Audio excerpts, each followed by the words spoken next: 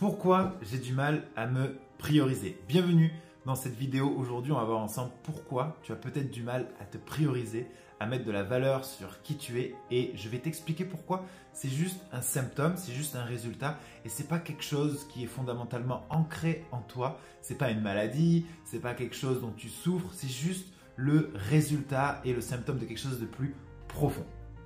Donc bienvenue à toi dans cette vidéo. Peut-être que tu te sens concerné par ça, par le fait que tu as du mal à te prioriser dans la vie. Peut-être que tu as du mal à te faire passer, peut-être même avant les enfants, avant les collègues. Peut-être que tu as du mal à dire non. Peut-être que tu as du mal à t'accorder du temps pour toi, pour faire un petit peu de sport, un petit peu de réorganiser peut-être un petit peu ton alimentation, mais surtout même de prendre du temps pour toi, d'aller marcher, d'aller te faire belle, d'aller peut-être t'acheter des vêtements que tu as peut-être envie d'aller t'acheter, de peut-être aller faire, je sais pas moi, une manucure, un massage, je sais pas, aller te faire du bien. C'est quelque chose qui est compliqué pour toi parce que tu as tendance à te léguer au second plan et de faire passer avant les autres. Et quand je dis les autres, il y a les autres, mais il y a aussi les choses. Ça veut dire peut-être que tu vas même mieux prioriser ton ménage, ta maison ou ce qu'on va penser de toi ou je ne sais quoi, plus que prendre soin de ta propre personne, de qui tu es au fond. Et j'ai vraiment envie de t'expliquer que ça finalement c'est juste un symptôme et c'est pas un résultat final, c'est pas une maladie ou quoi que ce soit, c'est juste un symptôme, ok? Finalement, regarde, si vraiment on est totalement honnête, imaginons on est autour d'un café et je te pose la question de imagine une personne qui s'aime profondément, tu vois, qui s'aime profondément, qui se respecte, qui est en accord avec elle-même. Est-ce que cette personne elle a du mal ou est-ce que même c'est une question pour elle de se prioriser?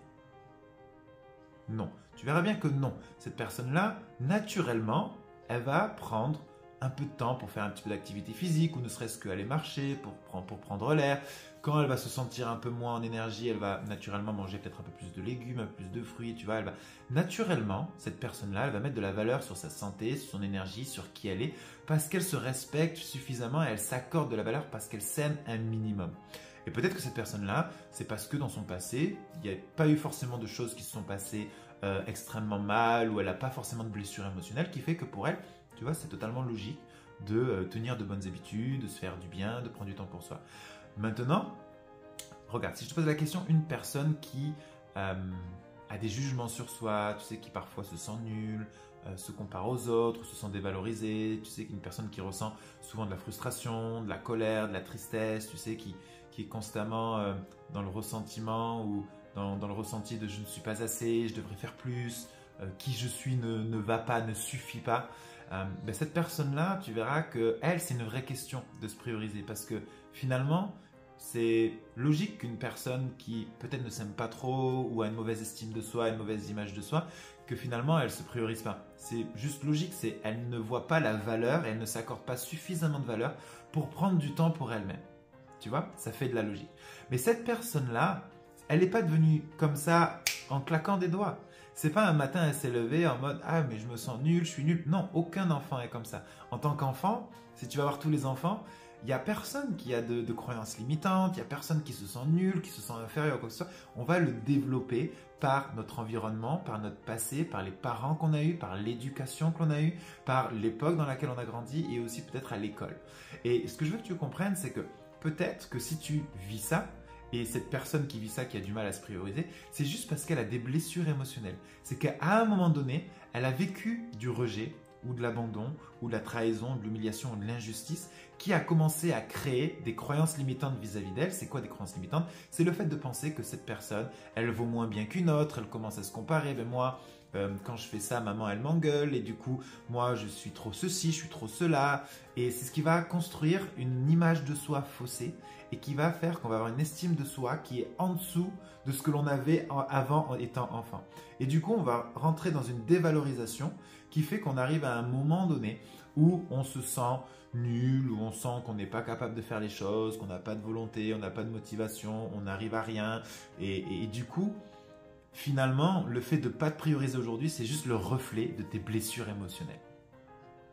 Et tant que tu ne vas pas guérir ces blessures émotionnelles profondes, tu continueras constamment de croire que tu ne mérites pas plus, que tu ne mérites pas mieux, que peut-être la vie elle est comme ça et c'est pas autrement. Alors je vais juste rallumer ma petite vidéo. Hop. Et du coup, finalement, c'est pour ça que j'aime bien dire on a la vie et on a le corps de ce qui se passe à l'intérieur de nous et de nos blessures. Et forcément, la personne qui a travaillé, alors soit la personne qui n'a pas de blessure, ce sera naturel pour elle de se prioriser, d'avoir une belle vie, d'être épanouie, de faire les choses, de perdre du poids, tout ce que tu veux. Soit la personne, elle a eu des blessures émotionnelles et une fois qu'elle les a guéries, là, ça devient naturel de perdre du poids, de se prioriser, de prendre du temps pour soi, etc., d'être heureuse, d'être épanouie, d'arrêter de vivre les mêmes patterns, d'être en paix avec l'extérieur, d'être en paix avec soi. Ça devient naturel. Pour autant, la personne qui a encore ses blessures émotionnelles et tant qu'elle ne va pas les guérir profondément, ces blessures émotionnelles, elle aura constamment avoir l'impression, et ça c'est inconscient, de devoir faire plus, de toujours devoir faire quelque chose pour être aimée, de devoir faire quelque chose pour être acceptée par tout le monde, qu'elle ne peut pas être vraiment qui elle est profondément, parce que sinon elle sera rejetée pour ça. Et elle a des parts en elle qu'elle réprime et du coup elle le réprime chez les autres parce que ce que l'on réprime chez les autres c'est juste le reflet de ce que l'on réprime chez soi.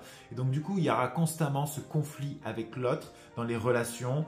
Pourquoi? Parce que si je suis en conflit avec moi-même, forcément j'ai du conflit avec les autres. Ça ne peut pas être autrement. Et pareil dans la relation avec la nourriture. On ne peut pas avoir une relation à la nourriture qui est saine si la relation avec toi-même elle n'est pas saine. Okay? C'est vraiment un ensemble. Il faut comprendre ça comme un ensemble, un grand tout, quelque chose qui fait qu'un, qui n'est pas dissociable, c'est indissociable. Et que tout ça, ça fait partie d'une logique de comment nous fonctionnons. Et ça passe par qu'est-ce que l'on pense profondément de nous-mêmes et nos émotions.